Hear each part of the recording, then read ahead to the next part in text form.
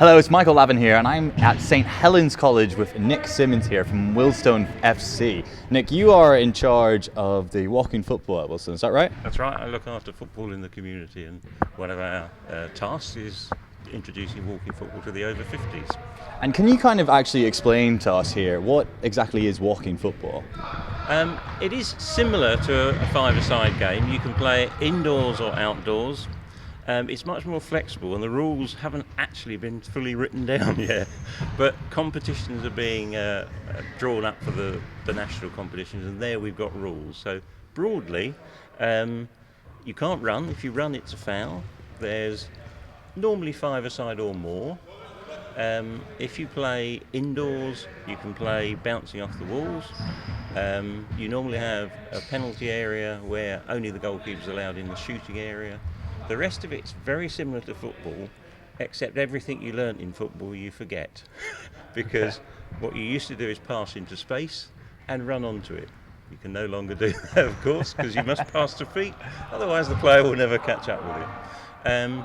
Ideally, no physical contact. There's sometimes a little bit. But there are variations. So you go to some clubs, they might play two-touch football. If it's outdoors, you obviously can't bounce it off fences. You can play on grass, you can play on astroturf, you can play indoors. That's the advantage. The one thing I would say, it's surprisingly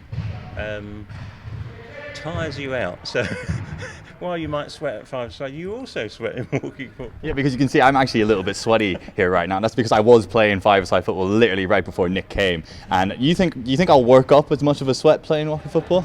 If you're playing properly, you do, because you don't stop moving. You're forever walking into space, because it's a bit slower to get there. So you do have to keep walking all the time to make yourself free to receive the ball.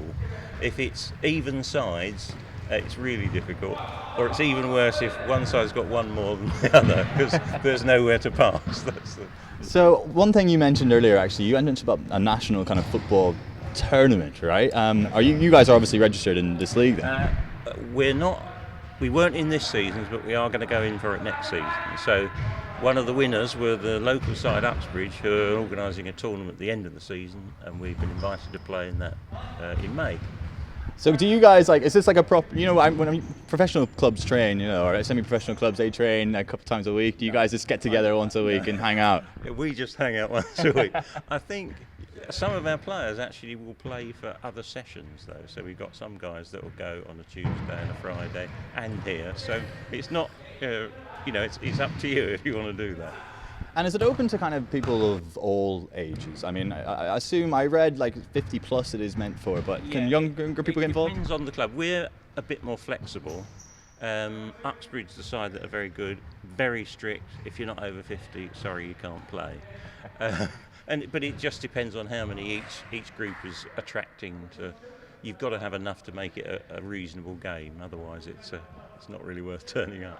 So you mentioned you're not allowed to run, but you did say, how can you kind of define what running kind of looks like? Obviously, the broad term is you're meant to have one foot on the ground all the time. It never quite happens like that, but you can tell that there'll be a shout of "he's running" from the group. If you haven't got a referee, again, if you're in tournaments, there'll be a referee with a whistle looking for exactly that. And you mentioned about how it's kind of non-contact and not supposed to be anyway. I mean, how can you just tackle the ball off somebody? You can tackle them, but not hitting them is the idea. But sometimes if you're shielding the ball and they're coming to you behind, you can't help some contact.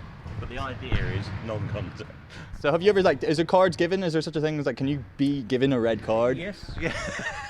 And I actually did a demonstration session for 2 leisure centres, and most of the players were over 70, and they were absolutely hammering into one, and I actually had to send someone off. So yes, they got a little overzealous with their What did this person do to actually get themselves sent off? He kept running, so I kept warning him for that, but then actually tackling him, and indeed he broke his toe. So these things happen. So in terms of a red card, I mean, I think I read something about you get sent off for 5 minutes, or can you clarify that? It's a duration, yeah. Right. And they can come back on to play then. The referee, yeah. Okay, so I'm ready, I think, to play a bit of walking football actually. And do you think I'll be able to get involved with you guys tonight? Not a problem at all. More the merrier.